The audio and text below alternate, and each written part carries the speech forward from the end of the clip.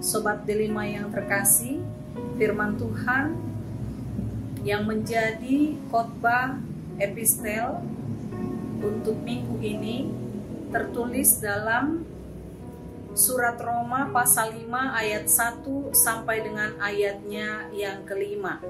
Namun sebelum kita mendengarkan firman Tuhan, kita bersatu di dalam doa. Kasih karunia yang dari Tuhan Yesus Kristus, itulah yang menyertai kamu sekalian. Amin. Firman Tuhan yang tertulis dari Roma 5 ayat 1 sampai ayatnya yang kelima, demikian bunyinya. Sebab itu kita yang dibenarkan karena iman, kita hidup dalam damai sejahtera dengan Allah oleh karena Tuhan kita Yesus Kristus. Oleh Dia kita juga beroleh jalan masuk oleh iman kepada kasih karunia ini. Di dalam kasih karunia ini kita berdiri dan kita bermegah dalam pengharapan akan menerima kemuliaan Allah. Dan bukan hanya itu saja, kita malah bermegah juga dalam kesengsaraan kita, karena kita tahu bahwa kesengsaraan itu menimbulkan ketekunan, dan ketekunan menimbulkan tahan uji, dan tahan uji menimbulkan pengharapan, dan pengharapan tidak mengecewakan, karena kasih Allah telah dicurahkan di dalam hati kita oleh Roh Kudus yang telah dikaruniakan kepada kita. Demikian bunyinya. Sobat Delima yang terkasih, kalau kita amati pembicaraan firman Tuhan dari Roma 5 ayat 1 sampai dengan ayatnya yang kelima, maka pada pokoknya mendorong kita agar mampu dan bertahan menghadapi penderitaan yang silih berganti menerpa kehidupan sehari-hari kita. Di sini disebut kesengsaraan, bagaimana kita mampu menghadapi kesengsaraan. Biasanya manusia selalu berusaha untuk menghindarkan dirinya dari berbagai-bagai penderitaan. Dapat dipastikan bahwa semua manusia tidak akan pernah ada yang bergembira dan mensyukuri datangnya penderitaan itu. Namun demikian, tidak akan ada orang yang tidak menghadapi, lepas, dan lolos dari penderitaan itu. Semua manusia pasti harus menghadapi dan melewati berbagai penderitaan.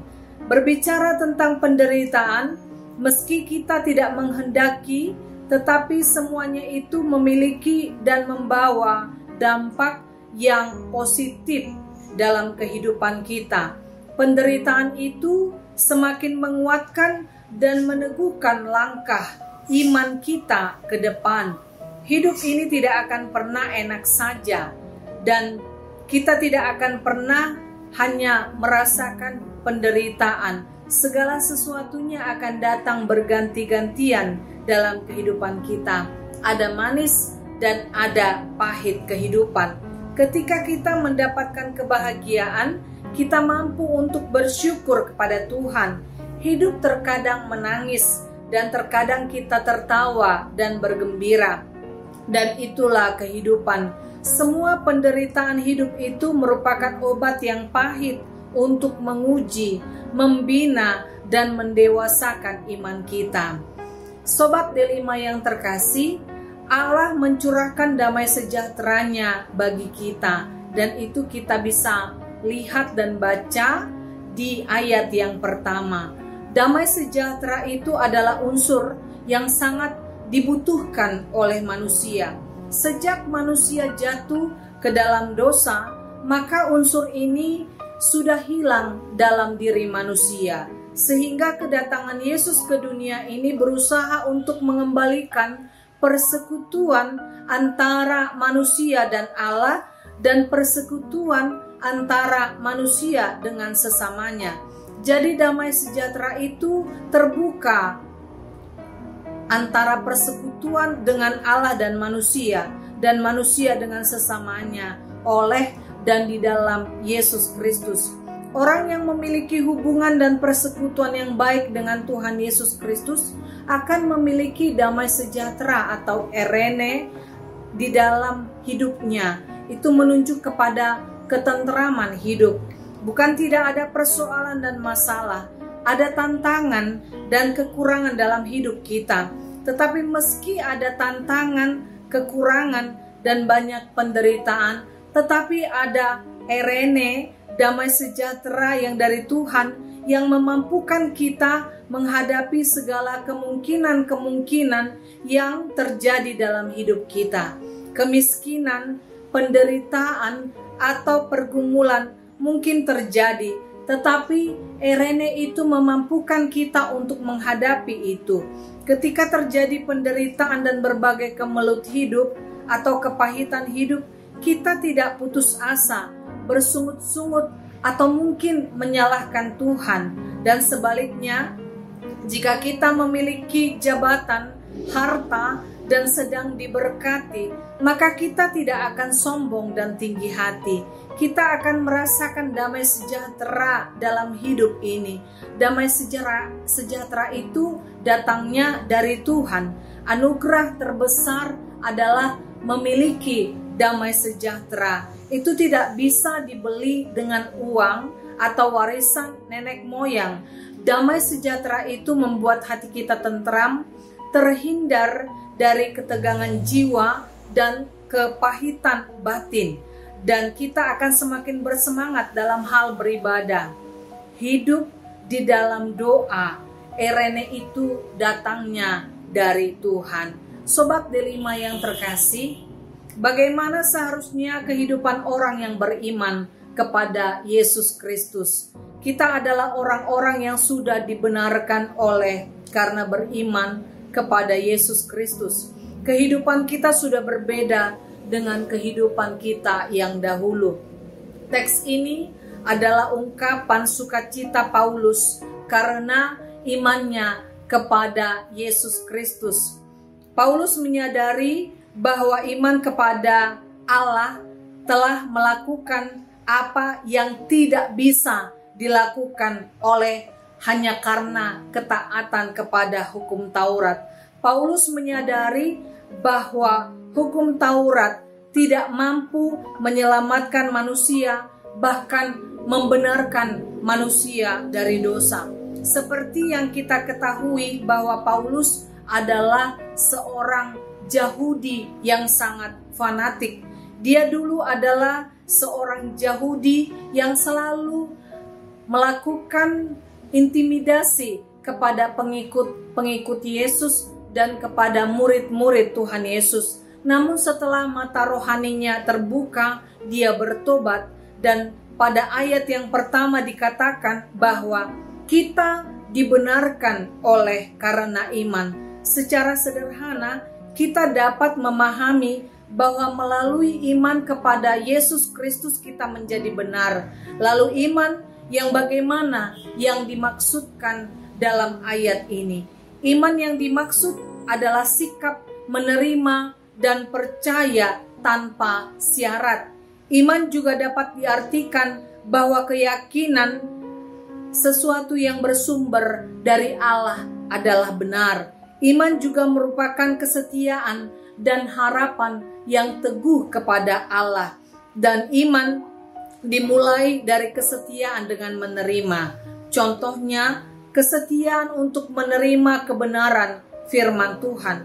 Kesediaan untuk menerima itu dimulai dari pendengaran, dimulai dengan mendengar. Lalu kita perhatikan, tidak semua orang yang mendengar terkadang setuju terhadap apa yang didengarnya.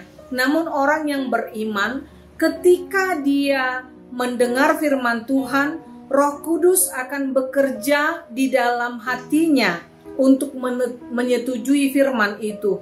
Bahkan tidak hanya itu, saat kita mendengarkan firman Tuhan, kita mengamininya. Lalu kita juga harus melakukannya dalam kehidupan kita. Tidak hanya mendengar, Tidak hanya setuju, tetapi juga sampai kepada aksi, sampai kepada perbuatan nyata, bagaimana kebenaran firman Tuhan yang kita dengarkan, yang kita amini itu bisa hidup di dalam diri kita. Sobat D5 yang terkasih, apa yang dimaksud Paulus tentang manusia yang dibenarkan oleh iman? Ini adalah gambaran sebuah hubungan di mana manusia yang sudah dibenarkan oleh iman akan memasuki sebuah hubungan yang baru dengan Allah. Tentu bukanlah hubungan yang istimewa, tetapi ini adalah hubungan di mana ada keistimewaan antara Allah dan manusia berdasarkan kasih, keyakinan, dan kesetiaan. Dengan sederhana, kita dapat memahami dibenarkan oleh iman adalah keadaan di mana keadaan seseorang berada di dalam hubungan yang benar dengan Tuhan. Hubungan yang benar dengan Tuhan bukanlah sesuatu yang dia perbuat, namun hubungan yang benar itu adalah semata-mata oleh karena apa yang Allah lakukan, dan ini perlu digarisbawahi. Kembali kita disadarkan bahwa fokusnya bukan kita, tetapi Allah. Allah lah yang menjadi segalanya. Dan Dia telah mengerjakan terlebih dahulu dalam hidup kita. Saat kita merespons, membuka hati, memberi diri, dan percaya seutuhnya, saat itulah Allah memperhitungkan iman percaya itu. Jemaat Tuhan, Sobat D5 yang terkasih, melalui teks firman Tuhan pada saat ini kita disadarkan kembali bahwa apa yang sudah dikerjakan oleh Yesus Kristus dalam kehidupan orang percaya adalah hal yang tidak mungkin kita dapatkan dari dunia ini. Bahkan tidak ada yang sanggup mengerjakan seutuhnya dalam dunia ini. Jangan mengandalkan dunia ini atau berharap segala sesuatunya dari dunia ini, tetapi marilah kita mengarahkan hati kita, pikiran kita, dan jiwa kita, bahkan memberi diri untuk percaya kepada Tuhan. Pada ayat yang pertama disebutkan, oleh Yesus Kristus kita hidup dalam damai sejahtera Allah. Oleh Yesus kita boleh mendapatkan jalan masuk kepada kasih karunia. Mari kita renungkan bersama-sama pada saat ini. Oleh Yesus kita telah memperoleh damai sejahtera dan kasih karunia. Apa artinya ini? Kedua hal ini telah mengubah sesuatu yang berharga dalam kehidupan manusia. Kematian kekal yang seharusnya kita terima ternyata melalui Yesus Kristus menjadi kehidupan yang kekal. Kehidupan yang kekal itu diberikannya secara cuma-cuma. Allah telah mengerjakan itu untuk kita semua. Dan tidak hanya itu. Pada ayat yang ketiga, Paulus menjelaskan bahwa di dalam kasih karunia itu malah bermegah dalam kesengsaraan. Dan kesengsaraan itu menimbulkan ketekunan. Kata yang digunakan Paulus untuk kesengsaraan itu yang artinya tekanan. Dalam kamus bahasa Indonesia, kesengsaraan itu adalah keadaan yang tidak menyenangkan, keadaan yang mendesak atau memaksa, atau bisa juga diartikan bertumpu pada. Jadi ini biasanya hadir dalam bentuk penganiayaan. Tekanan itu biasanya hadir dalam bentuk duka cita, sakit penyakit, rasa benci, kesepian, dan lain-lain. Tekanan dan kesengsaraan akan menghasilkan ketekunan. Ini adalah hal yang luar biasa. Paulus telah memahami dan menyelami keadaan ini sehingga dia mampu menyaksikan kepada kita, sehingga dia mampu menunjukkan kepada setiap orang percaya, pada saat kita tertekan sekalipun, orang beriman bisa mendapatkan pelajaran yang berharga, yaitu ketekunan. Dan Daud juga pernah mengatakan pada Mazmur pasal 119 ayat 71 bahwa tertindas itu baik bagiku supaya aku belajar ketetapan-Mu. Secara manusiawi, orang yang tertekan dan tertindas pasti akan teraniaya. Orang yang diperlakukan semena-mena pasti merasa terluka. Orang yang merasa tertekan dan tersakiti pasti akan semakin susah untuk bergerak, mengambil sikap secara positif. Namun apa yang dilakukan Yesus dalam iman kita, dan Dia bekerja sehingga kita bisa melihat bahwa tekanan, penderitaan, dan kesengsaraan itu menjadi batu loncatan iman kita yang membentuk kita menjadi pribadi yang matang dan berkualitas. Dengan kata lain, kita boleh menyadari bahwa kualitas orang Kristen bukanlah kualitas asal-asalan, bukan abal-abal. Namun Allah menetapkan standar iman kita berbeda dengan standar dunia. Dan pada ayat yang keempat, ketekunan menimbulkan tahan uji. Kata yang dipakai Paulus adalah dokime. Ini menyatakan logam yang diuji dengan api sehingga kotoran dalam logam itu menjadi luntur. Ini menandakan bahwa logam itu murni. Hal ini mengingatkan kita bahwa siapa yang tahan uji dalam tekanan dan kesengsaraan, maka kemurniannya akan terlihat. Dengan kata lain, ia akan menjadi lebih kuat dan lebih baik, dan tentunya lebih berdampak. Dan terakhir, bahwa tahan uji menimbulkan pengharapan. Tentunya ini mengajarkan kita semua untuk menaruh pengharapan kita kepada Allah, sebab Allah telah berjanji dalam firman-Nya bahwa pengharapan tidak mengecewakan, sebab Allah telah mencurahkan kasih-Nya melalui Roh Kudus dalam hati kita. Sobat Delima yang terkasih, Tuhan kita mulia dan agung. Kemuliaan dan keagungannya memberi warna yang berbeda dari dunia ini. Dia adalah Allah yang mencipta dan pemelihara. Dia adalah Tuhan Yesus penyelamat. Bahkan Dia adalah Roh Kudus yang menghibur dan menolong. Maka pada saat ini Allah menginginkan agar umat-Nya mau memberi diri untuk percaya dan yakin kepada Allah, menerima segala kebenaran Allah, setia dan berpengharapan teguh hanya kepada Allah. Dan dalam kesemuanya ini iman akan timbul. Dan ingatlah bahwa iblis tidak akan senang saat kita beriman kepada Allah. Dia punya banyak cara untuk mengelabui kita. Bahkan dia punya banyak cara untuk membuat kita jatuh. Maka berjaga-jagalah, sebab orang Kristen tidak akan lepas dari kesengsaraan. Tetapi kita perlu mengingat, ketika kita diperhadapkan dengan kesengsaraan, kita diperhadapkan dengan tekanan, kita tahu kapan dan di mana kita harus bersandar hanya kepada Tuhan. Tidak peduli kita siap atau tidak, namun kita harus mengingat, pada saat inilah Allah mengingatkan kepada kita semua bahwa kasih karunia-Nya akan menolong kita melewati kesengsaraan itu, sehingga kesengsaraan itu akan menuntun kita kepada ketekunan. Apa yang dipakai Paulus ini dengan menggunakan istilah hupomone adalah ketekunan yang artinya lebih dari kesabaran. Kalau ada sabar, di atas sabar itulah yang harus kita tunjukkan. Kata ini ternyata memiliki arti semangat yang dapat mengalahkan dunia. Di sini dalam tanda kutip dunia. Kalau Yohanes mengatakan dunia itu adalah kegelapan, maka hupomone adalah semangat yang mengalahkan dunia ini. Dan semangat ini tidak hanya membuat kita sanggup dalam kesabaran, tidak hanya sabar, tetapi bagaimana kita aktif dalam menghadapi tekanan dan kesengsaraan itu.